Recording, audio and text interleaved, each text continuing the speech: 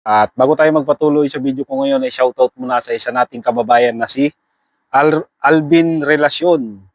Pa-shoutout Kuya Pinong, waiting na lang sa registration ng EPS topic exam ngayong taon. Abang-abang na lang tayo kabayan at bibiglay na lang tayo niyan. At ang video natin ngayon ay tungkol sa ito. Napalaban kami ng buhatan kanina kasi naglinis si Amo pinaglinis kami ni Amo ng company niya at yung mga hindi na ginagamit na mga kung ano, mga laser leveling tools, mga tripod, mga GPS. Ayan, makikita ninyo.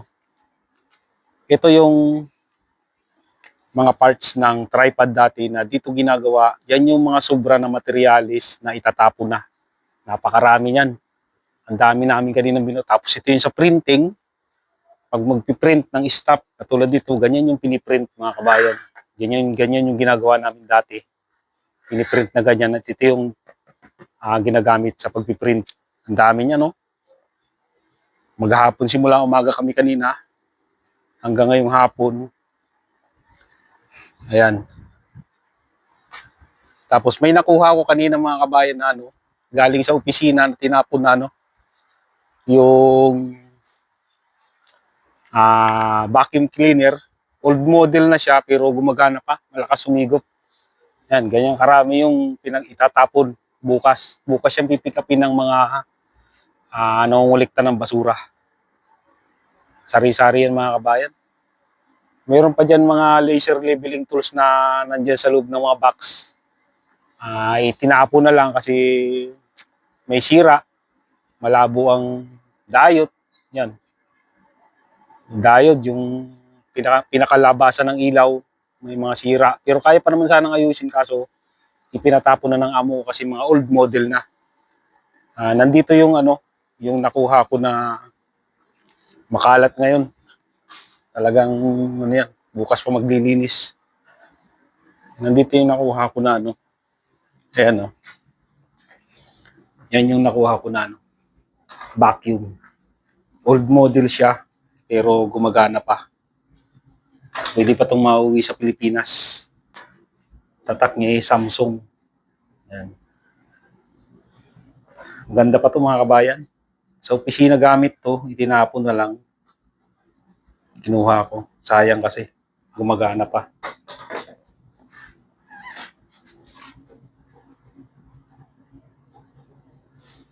May ilang kababayan natin ang nagtatanong kung bakit daw sabi wala ata masyadong Pinoy EP sa Seoul. Yung gido madalas ko nababasa. Yun, tama mga kabayan. Dito kasi sa amin sa Seoul, bihira lang talaga ang company dito na may nagtatrabaho na foreign worker. Katulad dito sa amin, sa paligid ng company ng amo ko, yung malapit dito, wala talaga kaming makita. Kalamitan dito, mga restaurant, mga department store, mga grocery, halos lahat mga tindahan, mga kainan, yung mga stadium, bihirang-bihira. Meron akong nakikita na company dito, pero wala naman akong nakikita na foreign worker. Halos puro mga Korean din yung mga nagtatrabaho. At dati nga nung pumirma ako ng kontrata, sa totoo lang mga kabayan, nung pumirma ako ng kontrata, alam nyo ang tiningnan ko lang. Yung sahod lang, saka yung pangalan ng amo ko. Hindi ko lang talaga pinansin kung saang lugar ako dito, South Korea. Basta ang nasa utak ko noon, yung sahod lang. Kaya ako pupunta dito, yun lang. Tapos nung nasa DMW na kami kasi may KLCT training na 5 days, tapos yung iba nagtatanungan kung ano daw yung pangalan ng company nila, yung address, or meron kasi mga magkapareho mga kabayan, katulad dun sa batch namin ng KLT13, nung nag-seminar na nag-KLCT kami sa DMW, merong 2, 3, may 4, may 5 na magkakasama sa isang company. Pero ako, wala talaga. Wala talaga akong nakasabay. Yung palang kasabay ko dito sa company na to, kasi nagpa-release na yun, yung kasabay ko dito ngayon sa company. Dati, dapat. Nauna siya sa akin ng 2 linggo. Kasi nauna siyang nakapag-process. ako naiwan kasi nangutang pa ako ng pera ng pambili ng plane ticket kaya nahuli ako. Siya, nauna na siya. Dapat pala dalawa kami magkasabay dito pero wala na siya dito ngayon, nagpa-release at nasa ibang lugar na. TNT na siya ngayon. Nandito pa rin sa South Korea. Ayun, bihira talagang mga company dito mga kabayan sa banda sa amin. Pero meron akong dito sa medyo malapit sa amin yung Buchon. Marami raw company doon na dikit-dikit at marami rin Pinoy doon. Pero hindi pa ako nakakapunta doon. Pero medyo malayo yun dito mga kabayan. Tapos, sabi nga nung iba, nung tiningnan nila, sabi ko, tingnan ko nga yung kontrata ko, nakalagay doon Seoul. Tapos nakikita nila yung address dun sa kontrata ko. Uy, sabi nila, ang ganda ng lugar mo kuya, sa Seoul ka oh. Sabi nila, malapit sa Galaan. Magastos daw. Huwag kayo maniniwala doon. Hindi porkit nandito ka sa Seoul, magastos na. Hindi ganun mga kabayan. Nakadepende yan sa tao kung talagang magastos ka. Ako nga lumalabas ako, gumagala ako minsan sa Myeongdong, sa Gangnam, sa Itaewon, sa Hongdae, pero hindi ako kumakain sa mga restaurant. Minsan lang talaga. Sabihin natin na kada linggo, lalabas ka, kakain ka sa mga mahaling restaurant. Sa totoo lang mga kabayan, nakakain ako dito ng mga mamahalin kapag nanlilibre lang yung mga Koreano, tapos kung may pakain siya mo. Sabihin mong kakain ako sa mga restaurant na mamahalin, hindi ko ginagawa yun mga kabayan.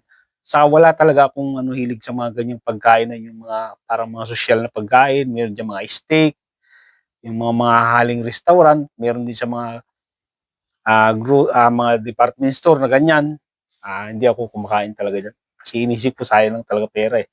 Kaya inulit ko, kahit nandito ka sa Seoul, nakadepende pa rin sa tao.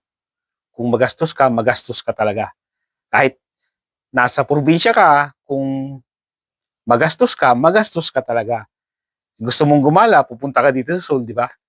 Kaya ganoon talaga yan, nakatipindi sa tao. At tiningnan ko yung yung address namin ito mga kabayan yung nakalagay sa residence card ko dito sa South Korea. Sinearch ko siya sa Google Map. Sinearch ko yung yung address ng company na nakalagay sa ko, registration card, ano ba tong na to? Yung nakalagay sa ko. Ang nakalagay dito, yung address ko mga kabayan talaga dito sa South Korea. Seoul Tokbyul-si, Yangchon Gumok-dong Ro Ilkil 32 Sinjongdong. Dito ako nagtataka dito mga kabayan sa Seoul Tokbyul-si na to. Kaya sinearch ko siya, tiningnan ko sa sa Google Translate, sinearch ko, tinipe ko yung Seoul Tokbyul. Ang lumabas, Seoul Metropolitan City. Ibig sabihin mga kabayan, sakop itong lugar namin ng Seoul City. Kaya napakalapit namin sa Seoul Station. 30 minutes lang, pagsakay ko ng subway, nandun ako sa Seoul Station mismo, city. Tapos, yung mapa nito, sinearch ko rin sa mapa, nakalagay dito, makikita nyo dyan, yung may na pula, na Seoul, yan mismo talagang mga kabayan ng Seoul City. Maliit lang siya. Katabi niya ang Guyang, Incheon, Yunggi-do, malapit din ang Yunggi-do mga kabayan dito. Seoul, Sowon, Yungin, Pocheon, Chorwon ba to? Hwacheon. Yan, yung kadikit ng Seoul. Merong Kaesong Paju. Yan, Sosan. Yan, malapit dito mismo sa Seoul City sa amin. Kaya siguro yun ang dahilan. Sakop kami ng Seoul City. Kaya kukunti lang talaga yung mga factory dito na katulad ng mga pagawaan ng mga parts ng sasakyan, yung mga taniman, mga farming, malayo kami dyan. Tapos yung mga kalimitan, mga bakalan, wala dito mga kabayan talaga halos. Kaya ayun. Minsan pag gusto ko talagang yung makita ng maraming Pinoy, doon ako pupunta sa sa Hewadong.